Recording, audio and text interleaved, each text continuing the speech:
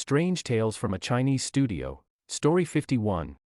We are introduced to our protagonist, a resident of Zuping named Zhang Huadong. And the text immediately establishes that this is a man of significant importance. Oh, absolutely. He is on a highly prestigious imperial mission to offer sacrifices at Nanyu, which is the southern peak. That status is the engine driving the entire narrative. I mean, a man on a mission to offer sacrifices at a sacred peak isn't just a casual tourist. Right, he's definitely not on vacation. No, he is a proxy for the emperor. He carries the weight of the state on his shoulders. Which means he's operating with a very specific worldview. Exactly. It's a deeply Confucian mindset, one of ultimate authority, worldly power, and this unshakable belief in his own jurisdiction over his surroundings. So Zhang is traveling through the regions of Jiang and Huai, basically moving through the central and eastern parts of the country, and he decides to pull his carriage into a postal relay station for the night. Just a quick note on those for context. Yeah, go ahead. These were exclusive, government-run inns designed specifically for imperial officials to rest, change horses, and resupply. So they were supposed to be safe havens. Exactly. Highly secure spots. But his vanguard, like the Solvents who rode ahead to prep his room, they come running back in a state of absolute panic. They are terrified. Yeah, they literally beg him not to stay there. They explicitly warn him that this particular station is known to be infested with strange entities. And that visceral fear from the staff is meant to contrast sharply with Zhang's reaction. Right, because it's a universal understanding among the locals that this building belongs to the supernatural now. The living are simply not welcome. But Zhang is a man who deals in imperial decrees, not ghost stories. He utterly refuses to listen. He is not going to let a local superstition dictate his itinerary. Not a chance. And rather than just going to bed with one eye open, he decides to meet this threat head on. At midnight, he doesn't hide. No, he sits up, gets fully dressed in his official gear. Yeah, he puts on his hat, draws his sword, and literally sits in the center of the room, waiting for a fight. It's quite the visual. I love this image so much. For you listening, it's like checking into a notorious haunted motel, but instead of cowering under the covers when the temperature drops, Right, you don't hide. you put on a tailored three-piece suit, grab a baseball bat, and sit in the armchair projecting absolute unbothered dominance. You can practically feel the ego radiating off him. Totally. But there's a deeper layer to that arrogance, too. Zhang expects a physical confrontation where his sword and his official hat will actually mean something. Like his rank matters to a ghost. Exactly. He believes his earthly authority acts as a shield against the unknown. It's an assertion of human supremacy over the chaotic, unseen world. So the narrative is deliberately inflating his sense of control. Yes, so the eventual humbling hits that much harder, because he is completely unprepared for the reality of what is about to walk through his door. Okay, so the clock strikes midnight. The tension in the room is just suffocating. He is gripping his sword, eyes locked on the entrance. Ready for anything. Then he hears it.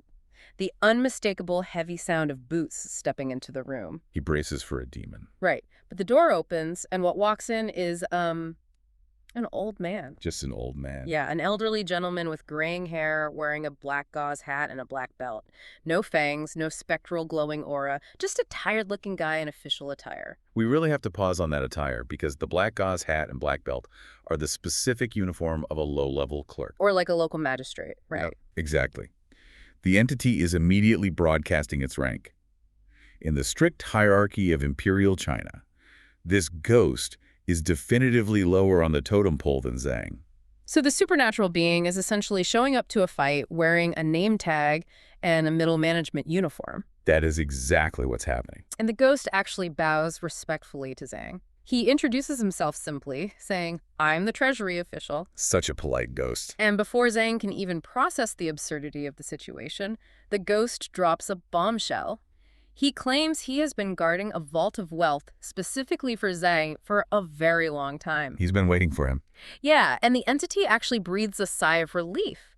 He states he is thrilled Zhang's carriage has finally arrived so he can be, quote, relieved of this heavy burden. Treat this moment like a shift change at a bank. Okay, I like that. The cosmic teller has been guarding an account for decades and is just exhausted. He wants the account holder to sign the paperwork so he can finally clock out. But hold on, this is where I really struggle with Zhang's reaction. He is standing there with a sword, adrenaline pumping, ready for a life or death struggle. Right. A ghost walks in, claims to be an accountant, and Zhang just immediately pivots to logistics. He doesn't skip a beat.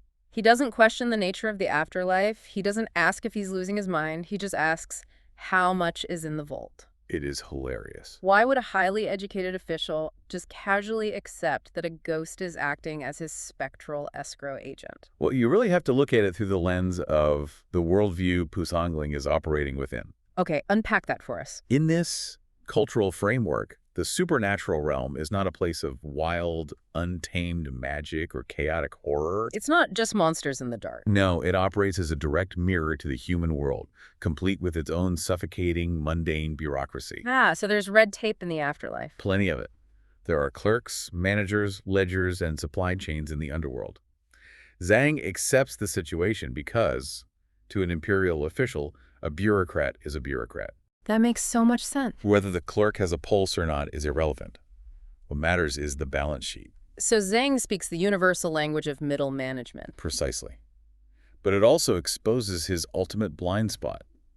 He prioritizes his luggage weight over the profound existential reality that his spirit just spoke to him. Yeah, because when the ghost tells him there are exactly 23,500 pieces of gold and silver in the vault, Zhang does a quick mental calculation. He's suddenly worried about the logistics. Let's quantify that for a second. We are talking about thousands of pounds of precious metal. You can't just slip 23,500 pieces of gold into a saddlebag. No, not at all.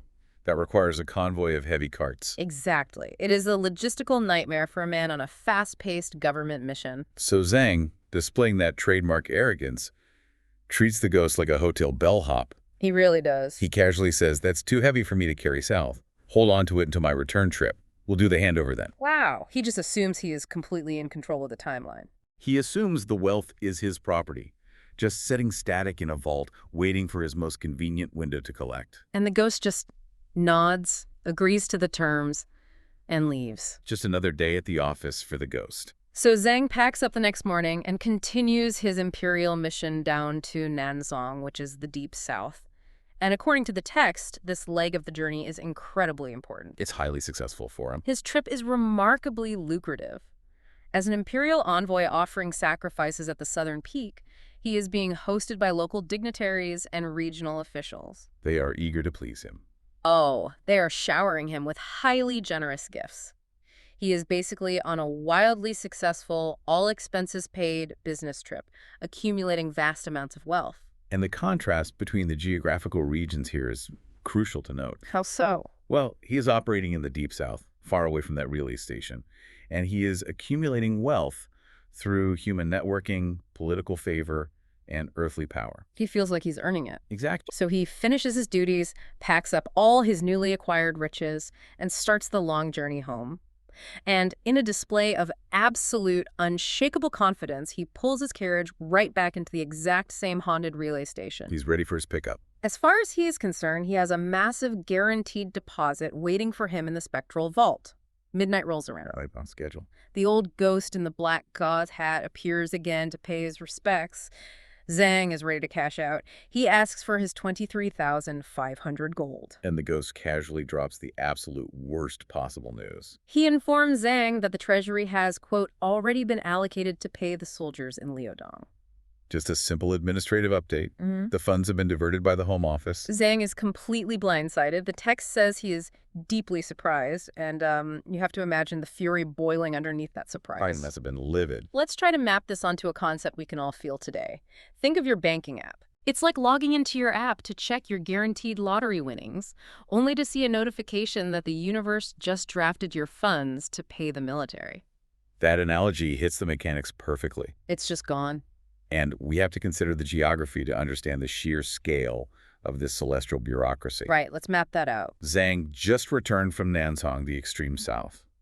Liaodong is the freezing, distant northeastern frontier where soldiers guarded the borders. That is a massive distance. The Cosmic Treasury took the funds Zhang thought were sitting in central China and wired them thousands of miles away to fund a border war. It's incredible. The universe is managing a budget so vast and complex that Zhang's personal itinerary doesn't even register as a priority. The contradiction is just staggering to him. The official told him it was his money.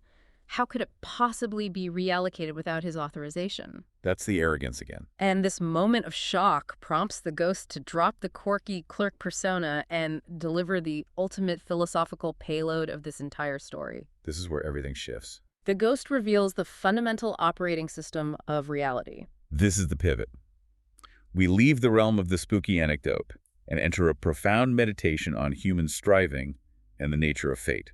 The ghost explains the rule governing everything.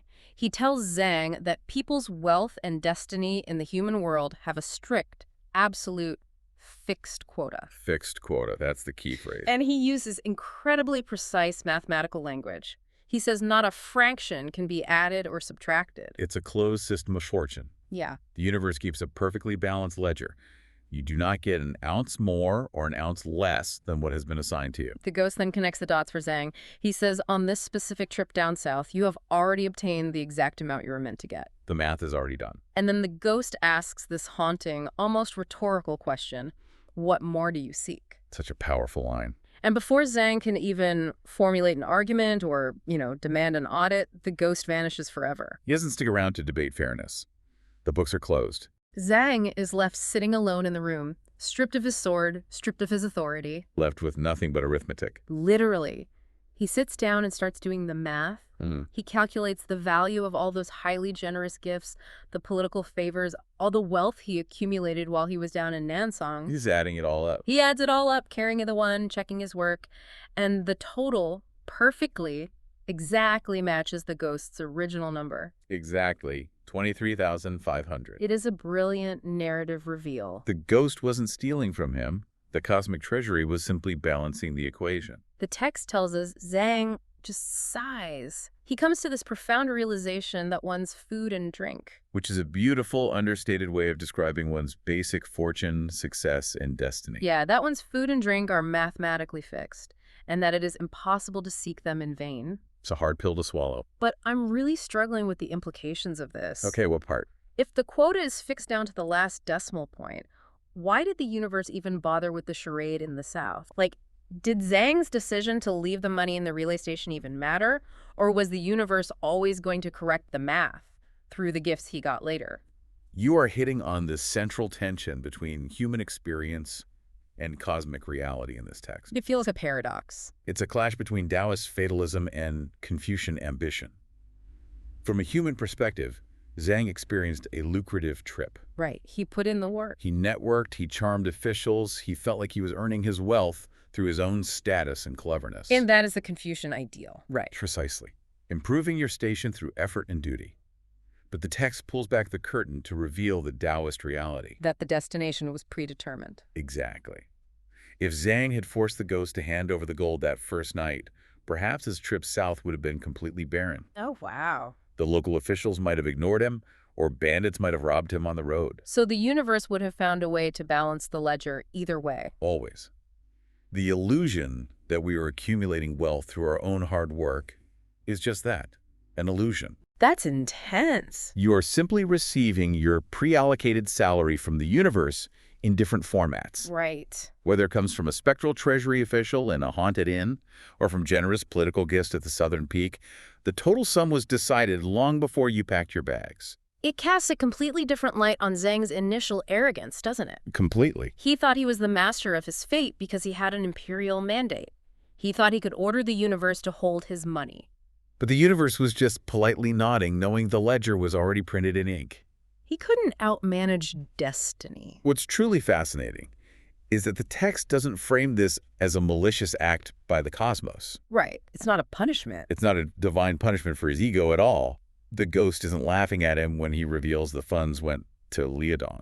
It's just the cold, neutral math of existence. The universe doesn't care about his sword, his hat, or his title. It only cares about the quota. Not a fraction can be added or subtracted. When Zhang accepts that, when he realizes it's impossible to seek more in vain, it's like this moment of total surrender. He stops fighting. Yeah. It is the ultimate humbling of a powerful man. He started the story ready to physically battle the unknown, puffing his chest out in a haunted room. Ready for war. And he ends the story quietly doing arithmetic at a desk, realizing how infinitesimally small he actually is within the grand, bureaucratic machinery of fate.